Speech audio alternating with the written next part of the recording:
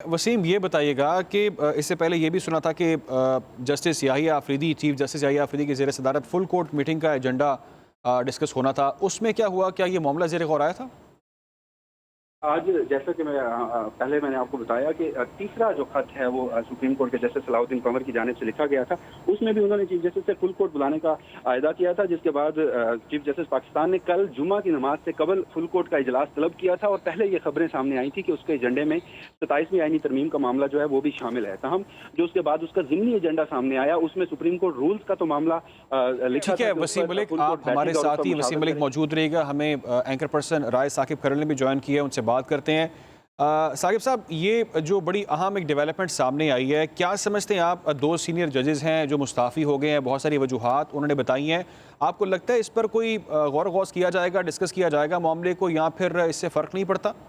I think it was very much expected. ये तो वसीम मलिक साहब को भी मैं सुन रहा था, और वसीम मलिक साहब और हमारे इस्लामाबाद के और जो सीनियर रिपोर्टर्स हैं कोर्ट के, वो काफ़ी दिनों से रिपोर्ट कर रहे थे कि जब से 27वीं यानी तरमीम का मामला स्टार्ट हुआ था उसके बाद ही जजेस के इस्तीफे गर्दिश में थी खबरें कि जी आ जाए कल आए, आ जाए कल आए।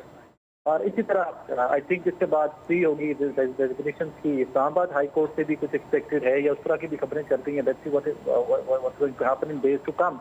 लेकिन ये जो दो इस्तीफे अभी तक आए हैं अतर मिनल्ला साहब या मंसूर अली शाह साहब, ये तो वेरी मच एक्सपेक्टेड थे कि जिस तरह मंसूर अली शाह साहब चीफ जस्टिस से रह गए, उसके बाद भी खतो किताबत का सिलसिला जारी रहा, लेकिन उस खतो किताबत के ऊपर किसी ने कोई ऐसा कान नहीं धरा। But I will be very honest, sad day for all of अस।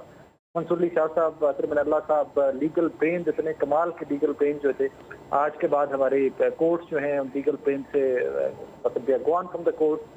और ये मामला मुझे नहीं लगता कि यहाँ पे रुकेगा। कुछ और भी जजेस हैं कि जो इस तरह के मौजूदा सेटअप है, जो अमेंडमेंट्स आ रही हैं, जो मौजूदा जो लीगल सेटअप है उसको लेकर they are not very comfortable. तो कुड बी के 2-4 जजेस इन डेज टू कम हम और भी देखें कि रेजिग्नेशन आ जाए। तो I think it's a dark day for our judiciary, या हमारे जो जुडिशियल सिस्टम है, लीगल सिस्टम है, उसके लिए ये बड़ा इट्स अ डे जिसमें पैनिक मोड ऑन कर देना चाहिए, पैनिक का बटन दबा देना चाहिए और बैठना चाहिए, बात करनी चाहिए कि व्हाट्स रॉन्ग, क्या गलत हो गया कि हमारे इतने इतने काबिल जजेस की 11-11 साल, मतलब मैं अभी अगर मिनल्ला साहब का रेजिग्नेशन पढ़ रहा था तो 11 साल पहले उन्होंने हेल्प उठाया था। 11 साल का एक करियर लेकर एट वंस एक बंदा रिजाइन करके चला जाता है तो इवेंचुअली नुकसान ये हमारे जुडिशियल सिस्टम का है। वकला को भी उठना चाहिए, उनको भी बैठकर इसके ऊपर बात करनी चाहिए कि व्हाट एग्जैक्टली हैपेंड और कहाँ पर क्या क्या गलतियाँ हुई हैं, बैठकर इसके ऊपर आई थिंक बात की जानी चाहिए। अच्छा साकिब, आपको क्या लगता है कि ये इकदाम उठाना आज जब दोनों जो है दोनों जगह से मंजूर हो चुका है ये तरमीम जो है 27वीं तरमीम, तो इस तरह का इकदाम आपको लगता है कि अदलिया के अंदर इंतजामी ढांचे में कोई खामियां पाई जाती हैं? देखिए, वो तो खामियों की बात की क्या निशानदेही की जाए, लेकिन डिफरेंसेस बहुत ज्यादा थे जजेस के, और उसका दलील या उसका सबूत आपका मेरे पास वो खतूत हैं जजेस के, तो टाइम टू टाइम लिखे जाते रहे, टाइम टू टाइम वो लीक भी होते रहे, मीडिया पे भी चलते रहे, खतूत का सिलसिला जारी रहा। तो इट वॉज एक्सपेक्टेड। इसको अगर हम कहें ना कि out of the box move है कि जिससे पूरी कौम की शौक में चली जाए, तो जरा भी करंट अफेयर या मौजूदा निज़ाम से थोड़ा सा अपडेटेड रहते हैं। हम सबको पता था कि आज नहीं तो कल, कल नहीं तो परसों इस्तीफे तो आने ही आने हैं। अब ये नहीं पता था कि एट वन अतर मिनल्ला साहब और मंसूर साहब का एक दिन आएगा। अब देखिए आप डेज टू कम किस किस का आता है, क्योंकि ये जो डिफरेंस ओपिनियन वाले जजेस हैं वो तो 2 से ज्यादा हैं, सुप्रीम कोर्ट में भी 2 से ज्यादा हैं, इस्लामाबाद हाई कोर्ट में भी 2 से ज्यादा हैं। तो जो अपनी राय कैरी करते हैं, जो अपना ओपिनियन कैरी करते हैं, वो तो आई थिंक नंबर काफी ज्यादा है। तो अब देखते हैं कि बाकी लोग भी रिजाइन करते हैं। राइट। साकिब, आप हमारे साथ ही मौजूद रहेगा। हमें माहिर कानून हारून रशीद साहब ने ज्वाइन किया। हारून साहब, बहुत शुक्रिया आपके वक्त के लिए। एक बड़ी अहम डेवलपमेंट है, यकीनी तौर पे आपने देखी होगी। जस्टिस मंसूर अली शाह और जस्टिस अतर मिनल्ला मुस्ताफ़ी हो गए, तहफ़्फ़ुज़ात का इजहार कर रहे हैं। ये भी कह रहे हैं कि जी 27वीं तरमीम ने अदलिया को हुकूमत के मातहत बना दिया। क्या समझते हैं आप, क्या अहमियत रखते हैं ये इस्तीफ़े, और इसके बाद क्या मंजरनामा क्या देख रहे हैं आप? अभी आपको बताएं कि सुप्रीम कोर्ट के जज जस्टिस मंसूर अली शाह और जस्टिस अतर मिनल्ला ने आज की तारीख में इस्तीफ़ा दिया है, जबकि 27वीं तरमीम की मंजूरी हो चुकी है। 27वीं आईनी तरमीम आईन पाकिस्तान पर संगीन हमला है, ये कहा गया है। जस्टिस मंसूर अली शाह ने उन्होंने अपने इस्तीफ़े में ये बयान दिया है। उन्होंने कहा है कि 27वीं आईनी तरमीम ने सुप्रीम कोर्ट ऑफ पाकिस्तान के टुकड़े टुकड़े कर दिए हैं। 27वीं तरमीम ने हमारी आईनी जमहूरियत की रूह पर कारी ज़रब लगाई है, ये वजूहात पेश की गई हैं उनकी जानिब से। ठीक है साकिब, आप सुन पा रहे हैं मुझे? ठीक है साकिब, एक और चीज़ वाज़ेह कीजिएगा, वो ये कीजिएगा कि इस्तीफ़े तो दे दिए गए, उसके बाद आप जैसे कि बता रहे हैं कुछ शायद और इस्तीफ़े भी मुतवक्के हैं, आ सकते हैं, तहफ़्फ़ुज़ात को और लोग भी इज़हार कर सकते हैं। आपको लगता है इतना सिंपल मामला है, 27वीं तरमीम है और ये कहा जा रहा है कि जी अदलिया हुकूमत के मातहत इसके बाद नज़र आ रही है इन जजेस को, इन तहफ़्फ़ुज़ात को दूर किया जाना चाहिए, किया जा सकता है, क्या लगता है आपको?